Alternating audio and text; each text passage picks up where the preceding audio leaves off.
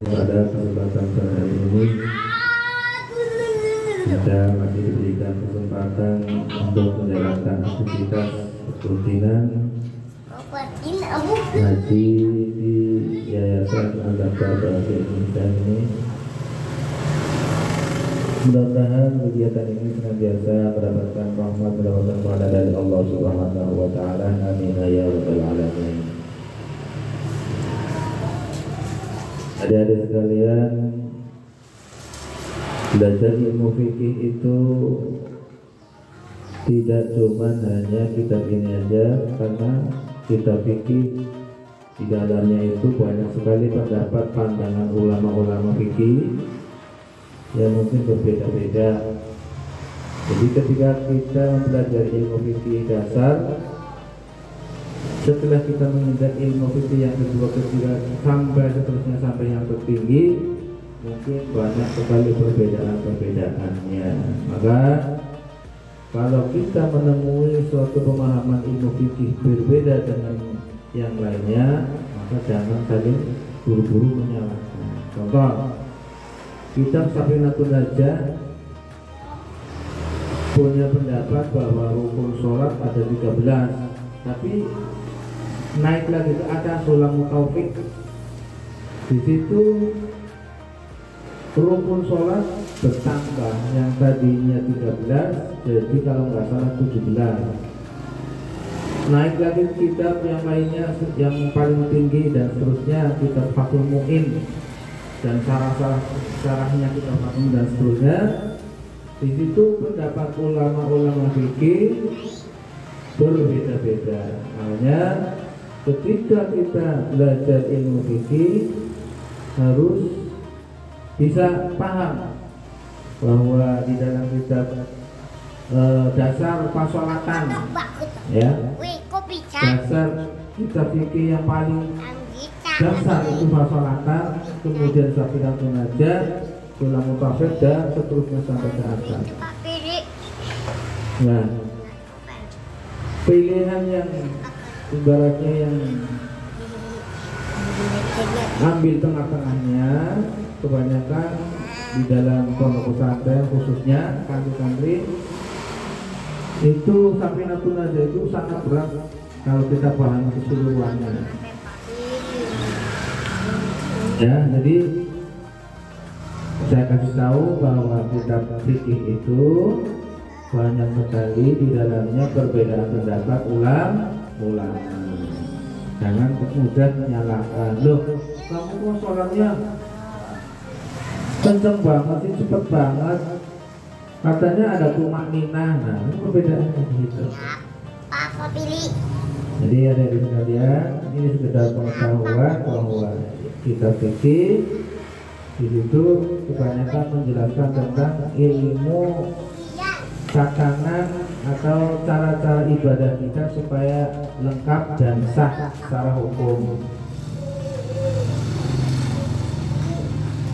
Itu banyak sekali ilmu fikih menerangkan tentang hal-hal agama, masalah ilmu waris, ilmu usuluddin dan sebagainya, ilmu suci, ya, terutama adalah ilmu sesuci toharoh.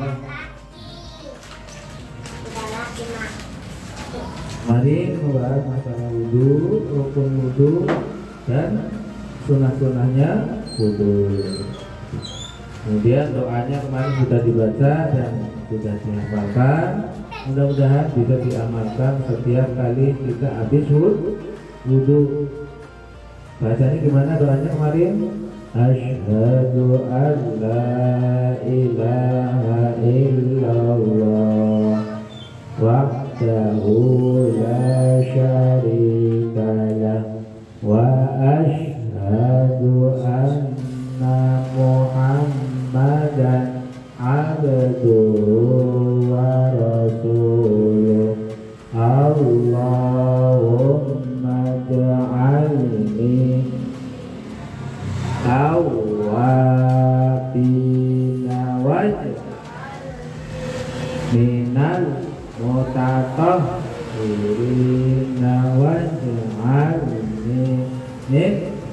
ibadikas sholihin. Subhanakallahumma wa bihamdika asyhadu an la ilaha illa anta astaghfiruka wa atubu ilaik. Wa sallallahu ala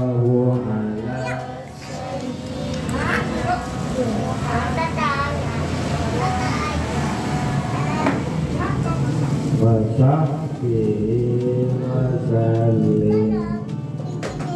Doa setelah wudu.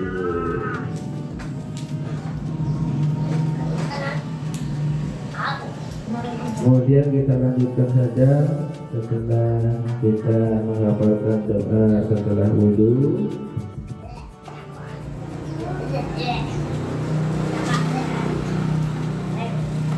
Dan ini banyak sunah-sunah doa-doa sebelum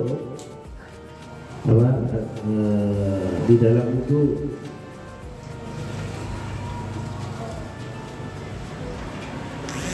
Bismillahirrahmanirrahim. Faslun utawi iku pasal siji. An-niyatu utawi kang aran niat iku qasdu neja qasdu syai'in neja siji muktarinan halet yang barengaken difikrihi lawan lakoni syai' atau siji. Wa mahalluha utawi panggonane niat iku al-qalbu ing dalem ati.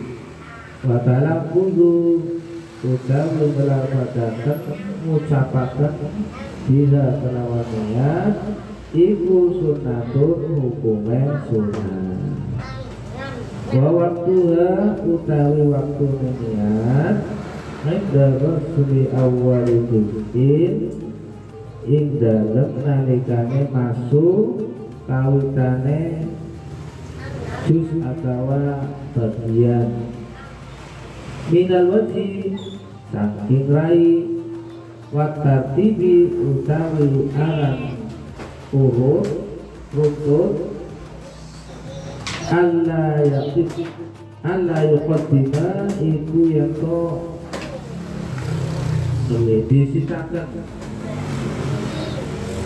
disitakan separo utuan ing anggota ala udin ing anggota liyane. Jadi artinya begini. Di sini Faslun menerangkan tentang niat di dalam melakukan wudu atau yang lainnya. Di sini dijelaskan bahwa an-niyatu qasdu syai'in muqtaronan bi fi'lihi. Artinya menyengaja suatu gerakan atau pekerjaan dibarengi dengan niat. Ya kemarin kan sudah dijelaskan ya, di mana niat wudu dikerjakan atau dilakukan di dalam hati ketika membasuh muka. Terus watana wudu sunnatun hukumnya mengucapkan, melafazkan di dalam mulut itu sunnah. Kata kitab surah Safinatun Najah. Jadi melafazkan niat itu hukumnya sunnah. Yang wajib niat dibaca di dalam hati. Paham ya? Melafazkan niat wudu atau niat-niat yang lain itu dihukumi sunnah. Nah, wajibnya di mana? Di dalam hati. Diucapkan di dalam hati ketika membasuh muka. Ini maksudnya berapa niat seperti intinya seperti itu. Belum ada pertanyaan? Ya, karena ini niat sudah paham, maka kita lanjutkan. Ada pertanyaan enggak? Oh Ustaz, kalau saya wudhu sering lupa karena baru paham, jadi sering lupa. Artinya untuk membaca yang di dalam hati itu agak susah, karena sudah terbiasa diucapkan di mulut. Jadi ketika basuh muka kadang lupa atau belum bisa, nggak apa-apa. Utama nggak apa-apa, teruskan saja, nanti lama-lama juga bisa tetap sah hukumnya. Karena apa?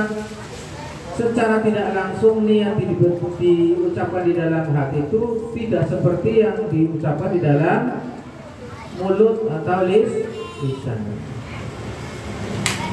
Maksudnya gimana? Ketika kita membasuh muka, dalam hati pasti sudah tahu bahwa ini adalah wudhu. Paham nggak? Paham ya? Jadi ketika kita membasuh muka, hati kita belum bisa mengucapkan nawaitul wudu'a niatin sun banyi wudhu, itu sudah dihukumi sah. Kenapa? Ketika kita membasuh muka, kita itu tahu dan paham bahwa ini adalah niat wudhu. Tapi lebih abdol utamanya ketika membasuh muka, hatinya juga niatnya dibaca secara lafziyah, artinya secara nawaitul wudu, secara kalimat. Paham ya? Jadi ketika sahur nggak niat dalam hati nawaitu sama hotif, nggak seperti itu, sudah dikatakan pati-pati tangi maem sahur, berarti sudah ada niat dalam hati pengen puasa besok. Paham? Jadi tanpa dikatakan dalam hati nawaitu sama hotif, itu sudah termasuk niat. Kecuali nggak ingat niat puasa, ya, nggak ingat besok puasa, nggak ingat niat puasa, bahwa makan ini makan biasa, nggak ada niat untuk sahur menjalankan puasa, itu baru puasanya tidak sah. Makanya ketika saya ditanya, Ustaz, saya semalam waktu sahur nggak niat puasa, terus ingatnya sekarang nih puasa udah siang, gimana? Sah? Sih bisa sah. Lah, waktu sahur kamu tahu nggak sahur untuk apa? Untuk puasa. Nah itu niat sahur untuk puasa, berarti sah. Cuma bedanya nggak lebih utama ketika diucapkan lafaznya di dalam hati. Karena apa? Niat ini qasdu syai'in kalimat bifi'lihi, menyengaja sesuatu dengan perbuatannya, ya. Jadi berbarengan dengan perbuatan, itu namanya niat.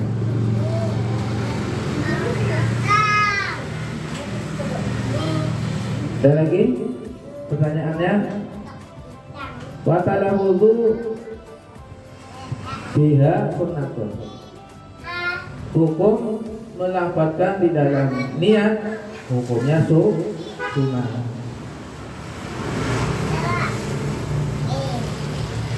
Terus watatibu alla yuqaddima udwan ala udwin, dan mengurutkan anggota yang satu dengan yang lain, jangan acak-acak.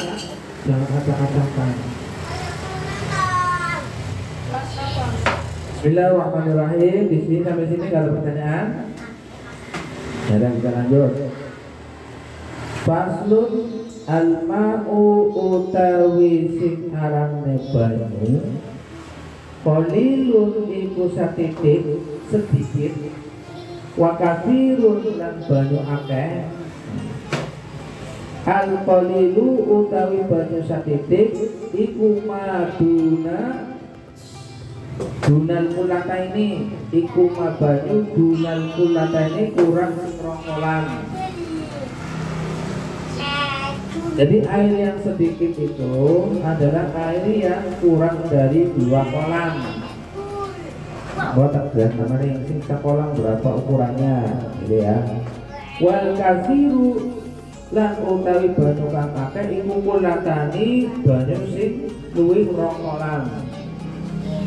Fa'aksaro maka halelui akeh al-qalilu utawi banyu kang setitik iku ya tanajasu bisa dadi najis biwuku'in najasati karena ketibanan najis melawan sebab ketibanan najis fihi indala ma'ul qalil banyu setitik wa illam yataghayyar senajan ora awan opo al-ma'u banyu jadi senajan ora awan tetap hukumnya najis wal ma'u al-kathiru utawi banyu kang sedikit akeh iku layatan najasu ora bisa dadi najis illa idza taghayyara ta'uhu kecuali apabila berubah baunya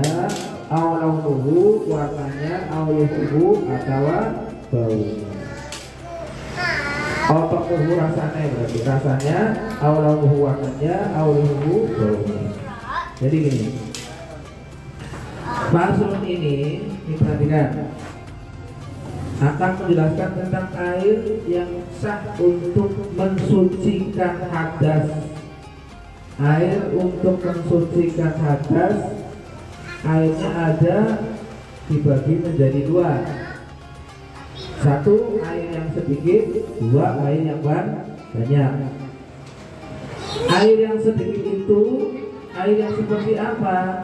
Nah, di sini jelaskan ukuran 2 kolam atau kurang dari 2 kolam ya. Di sini nanti yang jelaskan yaitu air yang kurang dari 2 kolam. Air sedikit air yang kurang dari 2 kolam. Di sini jelaskan air yang kurang dari 2 kolam adalah jika terbentuk bak maka besarnya panjang 60 cm dan dalam atau tinggi 60 cm. Jadi 60 persegi Pak. Di dalam ukurannya berapa itu kolamnya Pak? 120 kali. Oh ya itu air banyak. Air banyak ya. Iya. Di sini kan dijelaskan 60 persegi, panjang lebar 60, dalam juga 60. 1 meter itu kan. Iya, 60 cm. Bisa ya Pak. Iya. Boleh ya itu ya.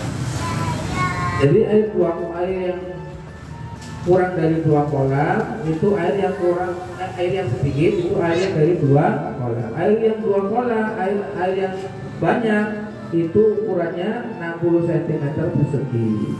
Kalau diukur literan ya, di sini jelaskan itu kurang lebih 216 liter. 216 liter ini keterangan di Safinah ini caranya. Jadi sing dikatakan air akeh, banyu sing akeh, kowe sing jumlahe 216 liter. 216 liter Meter kubik. air. Meter kubik ya. Iya. Kalau panjang lebarnya kolam ukurannya 60 cm persegi. Panjang 60, lebar 60, dalamnya 60. Itu sah untuk mensucikan hadas, untuk berwudu.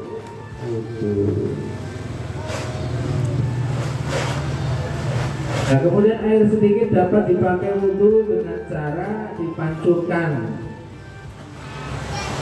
Ketika berwudhu katanya tidak sah kalau airnya sedikit kurang dari 2 kolam, tapi air sedikit bisa sah untuk berwudhu, untuk mensucikan wudhu kalau dikucurkan dan tidak terkena sesuatu yang merubah air itu. Ini jelaskan apabila ada air sedikit 1 ember, 1 ember atau 1 gayu. Ya, banyu wudu, banyu bisa gayu bisa sah, bisa asal bisa tahu caranya. Air yang 1 gayung atau 1 ember itu bisa satu wudu. Syaratnya begini caranya. Ketika kita membasuh bagian-bagian wudu, airnya jangan sampai nyiprah ke dalam air yang tadi. air yang satu gayung itu. Paham nggak? Contoh gini ya. Ini air satu gayung, wudhunya gini. Saat sini terus tambah lagi. Ya. Jangan sampai kecipratan. Ya. Jangan sampai air yang di gayung kecipratan air yang di ini. Nanti jadi mustamal. Mustamal itu apa? Air yang sudah terkena barang-barang lain yang masuk ke dalam air itu. Jadi gayung kan? Ya, terus taruh kan ada airnya langsung gini. Sampai rata. Lagi kan? Sampai rata. Kakinya sama juga. Kakinya orang yang habis ke sawah, ya itu beda lagi, ya. Sikilnya gerobak, pas macul, itu dibersih di situ ada banyu. Berarti bajunya akeh om. Yang sekarang nggak khawatir air di Indonesia nggak khawatir, sama di daerah Tegal.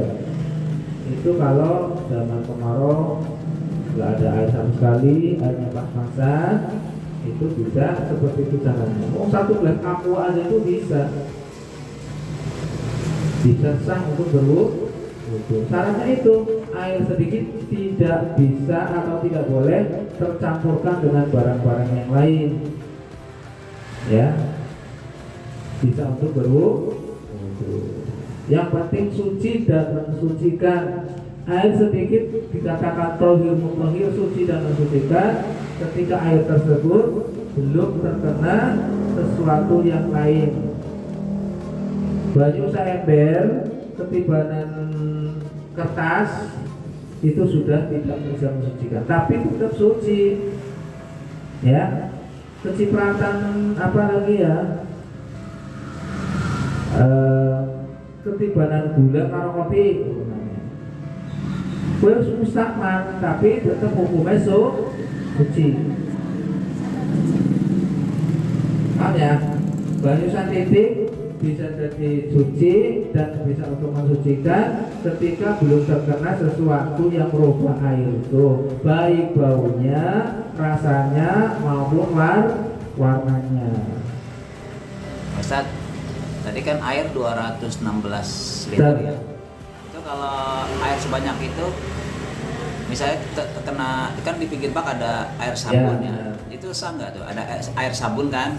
Sabun ya, atau bekas mandi kan dipakai air mandi juga, itu boleh? Itu kalau sudah berubah warna, bau dan rasa itu sudah tidak bisa untuk mensucikan wudhu. Kalau masih bening? Masih bening bisa, masih bisa. Jadi kalau masih bening masih bisa. Kalau sudah terkena sabun tidak bisa untuk berwudhu. Paham ya?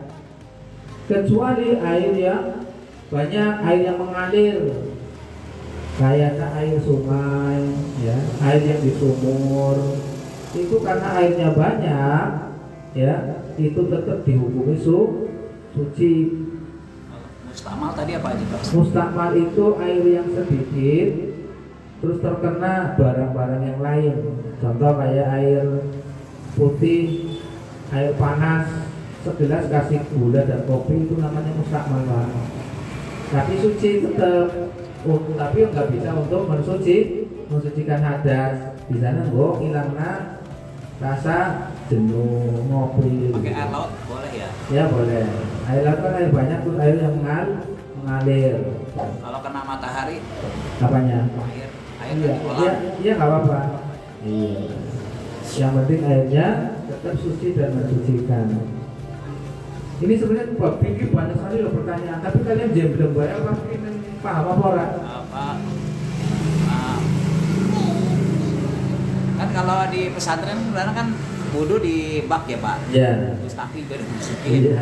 Itu gimana Pak? Baknya mana ya, bak yang seperti apa? Yang lebar yang besar itu. Iya itu tetap sah karena air banyak itu. Oh gitu ya. Iya. Karena air sabun juga nggak apa-apa karena air banyak. Jadi boleh gini. Makanya nyuci aja itu yang paling bisa untuk dikatakan pakai itu bisa suci itu di sungai. Loh, banyune kan kotor, bos berarti ya walaupun kotor dihukumi suci tapi orang bersih. Kan ada kayak suci belum tentu bersih, bersih belum tentu suci. Nah, tapi pertanyaan akan mana tentang fikih, agar kalian bisa ngerti paham, maka banyak pertanyaan. Ustaz, gimana caranya supaya kita itu wudunya sah? Lebih baik di kolam apa di wudu di keran ya? Zaman sekarang enak di keran. Kecuali zaman dulu belum ada listrik. Dulu waktu Ustaz nyantri di pondok juga pertama kali mondok belum ada listrik, makanya kolam yang lebar, ya santrinya wudunya langsung gini. Bikin karena anggap lagi budikan, iya tetap wudunya gini. Makanya di dalam pesantren dulu banyak budik, karena ya kayak ketularan Pak. Karena mandinya satu air, wudunya satu air, yang budikan satu, yang lain terkena semua. Karena di situ bakterinya langsung di kolam itu. Oh, saya dulu pernah makan di pesantren ya, langsung liwat dewek ya, masak sendiri, masak nasi, masak sayur sendiri. Sayurnya apa? Cuman sayur kangkung dikecek bawang karo mengreng, kalau apa sasa ya, mecin, digodok-godok. Ini saya buat apa kadang nama sasa ya itu wis sing jelas kayak Mas jarang nganggo sasa, paling bawang putih, bawang abang digeprek terus nanti bali duyai digodok tok wis dilarang nganggo sasa, wong pondok macam nganggo sasa. Tapi nikmatnya luar biasa karena makanannya bareng-bareng. Sapiring, sapenampan, bocah 5, ya, segala diburu bro, sayur siram bro, kalau sedebar minta ampun. Ada tangannya pada budi itu tetap enak. Santren Lina ya. Tapi zaman sekarang, santri zaman sekarang nggak ada yang budikan karena pondok saya ini top mewah-mewah, apik-apik, nggak sanyo. Laundrynya ada, enak saya di mondok, orang kayak zaman dari pan banyu wudu dari pan adus nimba, ya saat dulu bangun santri sing piket nimba di kolam renang ini, ya diisi olahraga. Oh, setiap pagi sebelum azan subuh sebelum bangun. Tinggalnya durung perangkat nimba santri ini pada banyu itu pada habis orang apa ya itu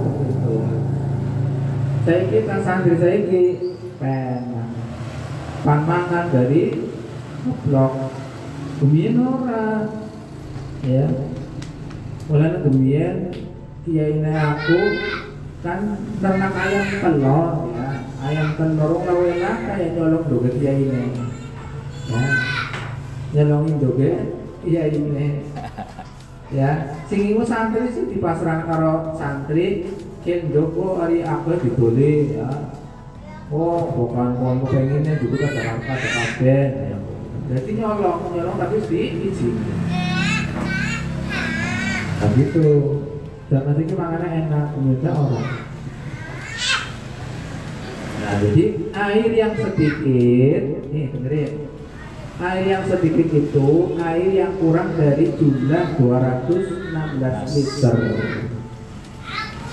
Nah, kalau air yang seperti itu terciprat air yang lain seperti contoh kecipratan minyak wangi, kecipratan parfum, apa namanya itu?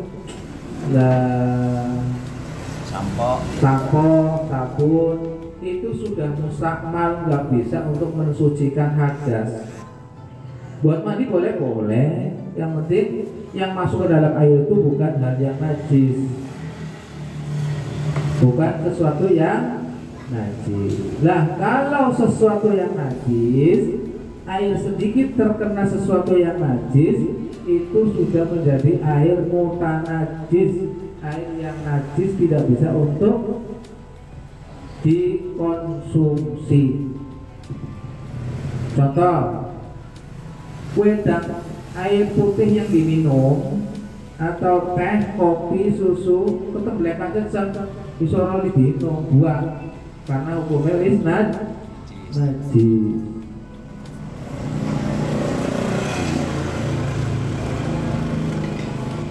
Hukumnya sudah menjadi najis. Lah kae sing kari pemane liwet buran segane kadang nang piring atau nang cepon kebuka terus tanda cecek ya sing dibuang sing ana tanda cecek. Itu. Paham gak sih? Banyu sedikit orang sanggup banyu wudu ketika banyunya kecipratan sesuatu yang lain. Tapi kalau air banyak, satu kolam panjangnya 1 meter persegi itu sah-sah saja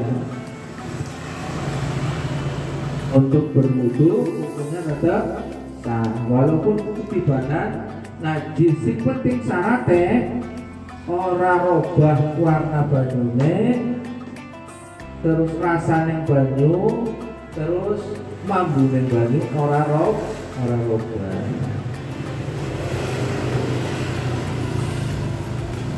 Ada pertanyaan lagi? Kalau belajar fikih gak ada pertanyaan, gak seru.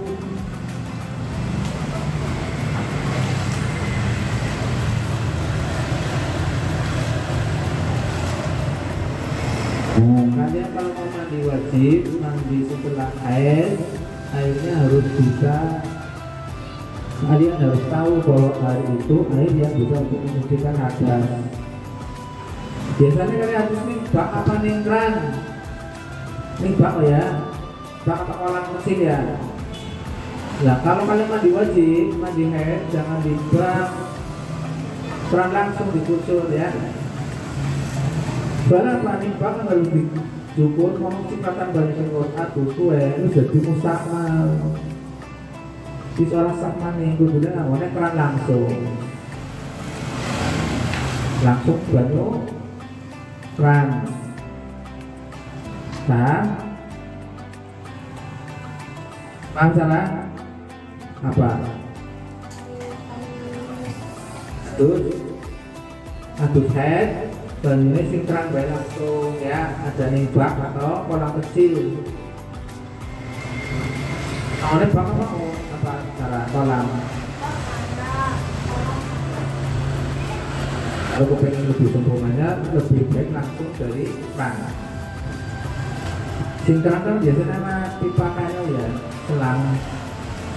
Jadi orang bagi selang, sumbawa terus bagi selang orang begitu. Itu cara mandinya. Terus kalau mandi wajib beda dengan mandi sunnah.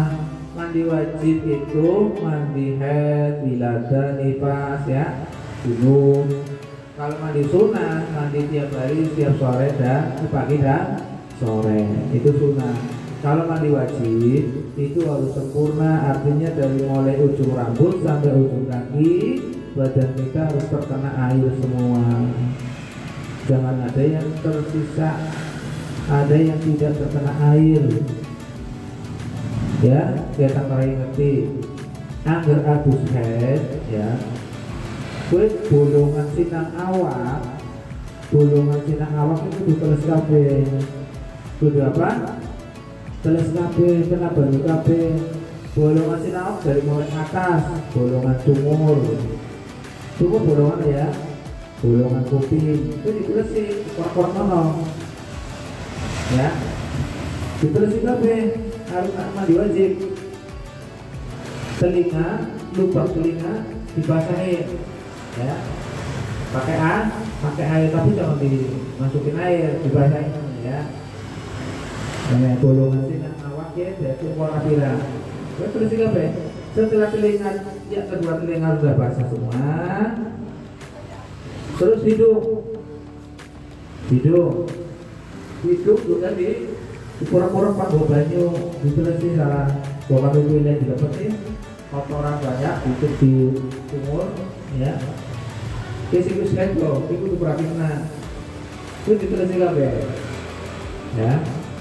Setelah hidung sudah basah kemudian ke bawah ada bolongan lagi kan apa budel bolong kan cara orang bodong kan apa orang bolongan udel gimana bolongan udel itu yang kudu disiram banyu anggar adus wajib udel orang disiram banyu orang sah dosen mulai diteliti udelnya dibasuh nganggo air sampai basah mengisar udelnya bolongan kemana orang anak-anak isar udelnya nanti bolongan kemana orang ngerti apa pengen ngerti. Nah di bawah pusar ada dua lubang belakang dan lubang depan. Lubang belakang namanya apa? Subur. Lubang depan namanya subur. Ya. Jadi ketika mandi wajib lubang depan harus dibasahi pakai air, ketongkrong digabur disabun. Lubang belakang ketongkrong maning ngeder supaya lambene lubang belakang iki metu terus disiram nganggo banyu. Ki hukum iki lho, itu jorok itu, tapi lagi bahas hukum iki supaya mandinya kamu sah secara hukum fikih. Ya. Lubang belakang dan lubang depan harus basah oleh air mandi. Anggar adus orang kayak gue, di nomor yang pokoknya adus bosan berarti belum sah adusnya. Saya kisah ngerti, monggo dipraktek macam supaya adusnya sah secara ilmu fikih. Paham ya? Nah, gue dipraktek kayak adus. Pak Ustadz mau ada pertanyaan. Ya. Itu kan ada pernah lihat di informasi di itu ya di YouTube atau di itu. Jadi cara mandi wajib itu pertama nggak boleh kena sabun airnya. Itu gimana? Nanti nyampe. Oh belum. Iya belum. Masih dijelaskan itu. Iya. Sabar. Sabar penonton. Paham ya? Itu dibasuh semua tuh. Ini tuh turun ada sampo, turun ada sabun. Ya. Gue ditersi kabeh, baterai, hari saya gue. Hari tanggal ngedek, tuh di lubang belakang, gue tuh terus metu disiram, dicuci, ya. Gue mau tuh sih nggak keselim di tanah, mulanya kudu diteliti. Kini panas juga kadang-kadang kalau nggak singkat dijunan, ya. Pas berdakan, satu kasus pun buang listrik, dibersihkan listriknya dibuang dulu, ya, sampai dibersih. Paham Sarah? Sarah tadi kasih junan melok-melok, dari panatus head, ya, dibersih, ya. Nah. Terus setelah kita sudah meratakan air dari ujung rambut sampai ujung kaki, kuku, ya, ditersi kabeh, bukan mau sadurunge adus anak, warna cat nang awak nang kulit, ini sadurung adus di bersih dhisik sampai adus. Nah setelah meratakan seluruh air ke dalam tubuh kita, lubang yang ada dalam tubuh kita sudah terkena air semua, baru kalian memakai sabun. Paham nggak? Baru kalian memakai sabun dan sampo. Jangan meninggalkan langsung sabunan, nggak sah karena airnya langsung jadi air mustahil. Paham ya? Jangan langsung sabunan atau samponan. Nanti terakhir ketika sudah rata semua airnya ke dalam tubuh kita, baru sabunan, samponan. Paham? Ya betul-betul saya paham ya. Ingat-ingat jangan langsung sabunan atau samponan. Yang pertama kali didahulukan meratakan air ke dalam tubuh kita. Kak, kita saya melihat kita sudah head kan? Ya, seperti itu mandinya. Kalau mandi wajib kita masih sama seperti mandi sunat, berarti mandi wajib kita belum sah. Sholatnya enggak sah karena kita masih membawa hadas gede. Niat mandi wajib, niatnya bisa satu persatu, bisa dibikin keseluruhan. Mandi haid ada yang niatnya nawaitul ghuslalul haidi juga ada, ya. Ada yang niatnya nawaitul lil wiladati juga ada, lil nifasi ada, lil junubi juga ada. Tapi untuk semuanya itu dirangkum jadi satu, nawaitu ghuslan lirofil hadasil akbari, gak usah lil haidi, hadasil akbari, udah sah. Niatnya kapan? Ketika kita awal pertama kali menyiramkan air ke tubuh kita, itu baru niatnya di dalam hati. Saya niat mandi wajib karena menghilangkan hadas gede, fardu lillahi ta'ala. Seperti itu dalam hati.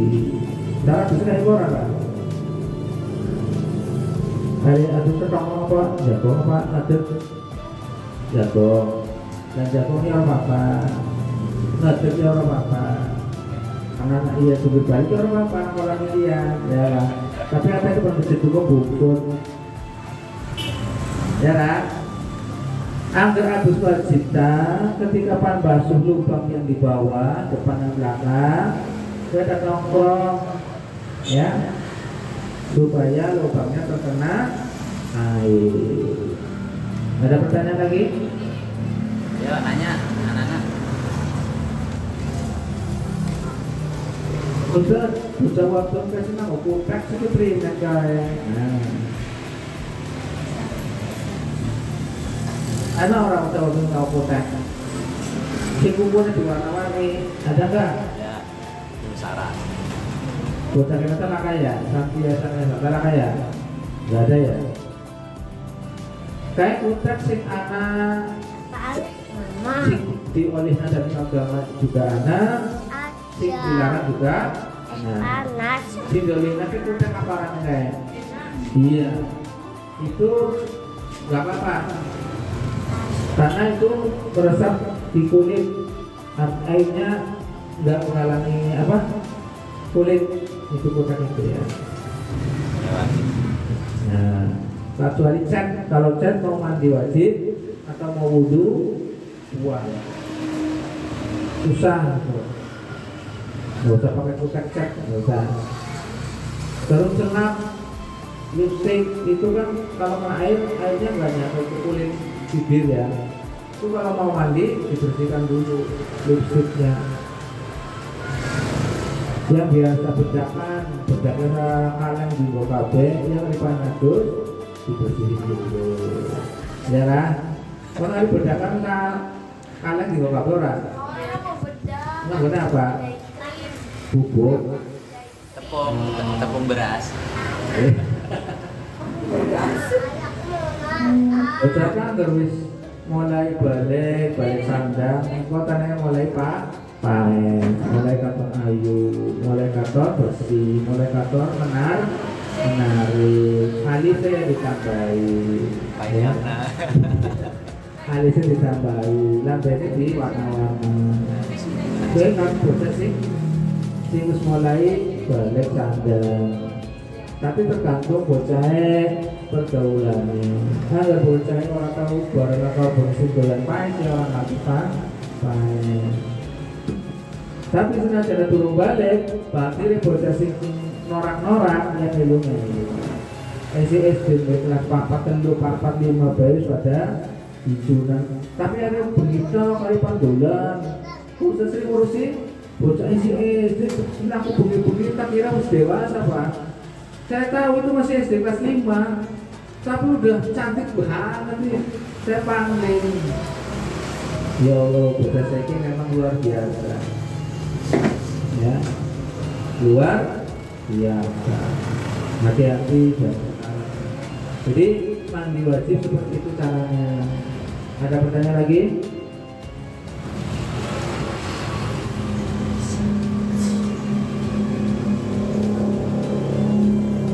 Ada?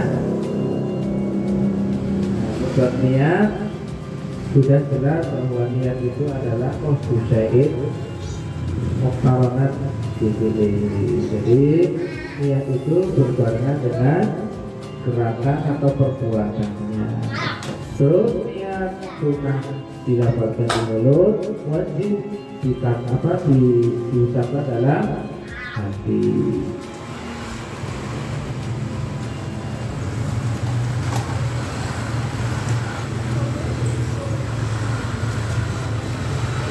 Wal ma'ul kathiru la yatanajasu illa idza taghayyara ta'muhu aw launuhu aw rihuhu.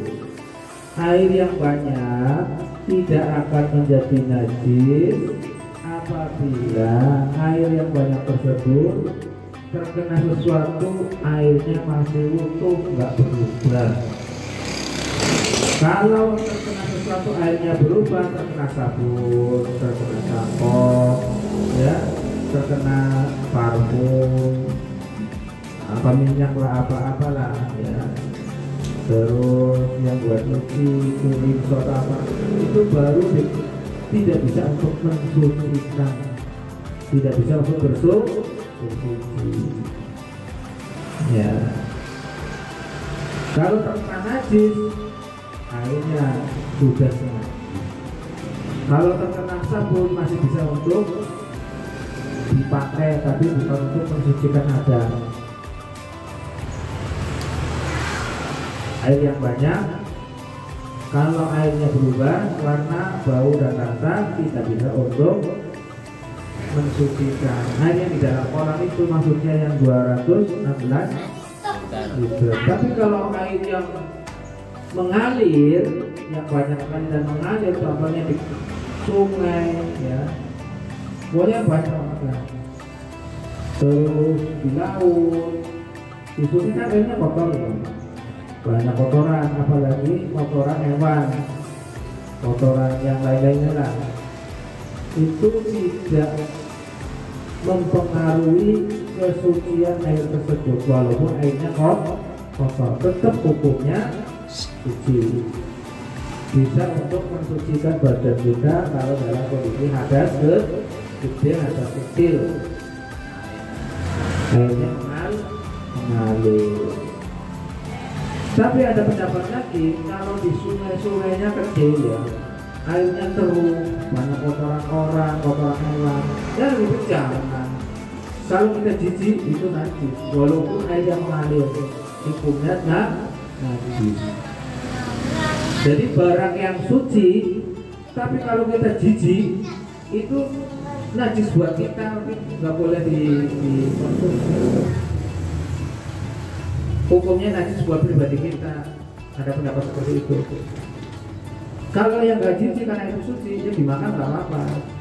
Contoh ya, kalian jijik taruh lele, sama orang ya lele, dalam lele gigu, terus dagingnya membunyi lemah, jijik bikin kalian. Kan lele itu najis menurut sama orang limangan itu, walaupun itu hukumnya suci dan halal dimakan.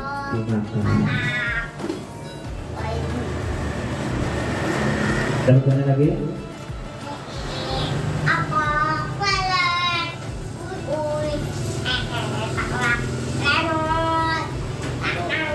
Ada Pak, tadi Pak pertanyaan lagi. Ini pertanyaan Pak, kalau Pak Philip bisa apa namanya mewakili mereka yang mungkin malu atau mungkin lupa mau tanya apa gitu. Kita sering kejadian apa yang kalian lupa? Oh iya ini lagi pernah kayak dia nah, itu temot.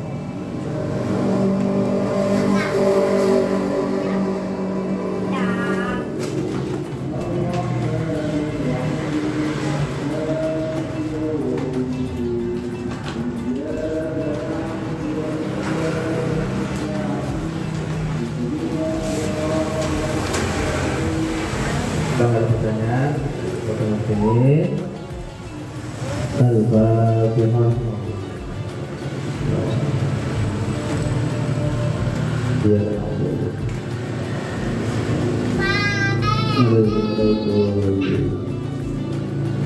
Assalamualaikum warahmatullahi wabarakatuh.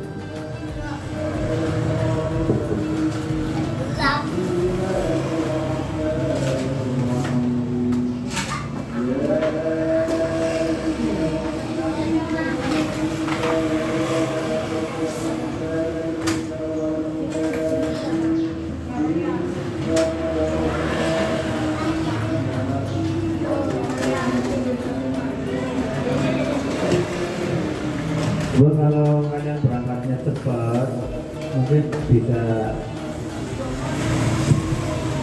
Kalau kalian berangkatnya cepat, bisa tulisan apa keterangan tulis ya. Tapi harus angkatnya baru depan jam 5, mau nulis sana mau berangkat orangnya ada, ya gitu.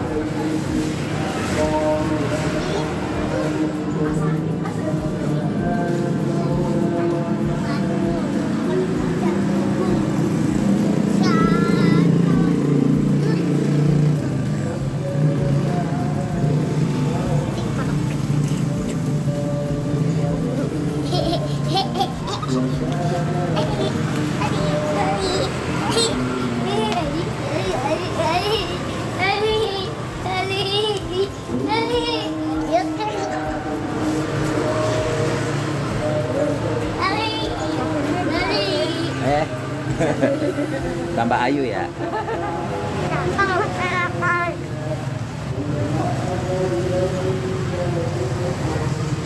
Oh,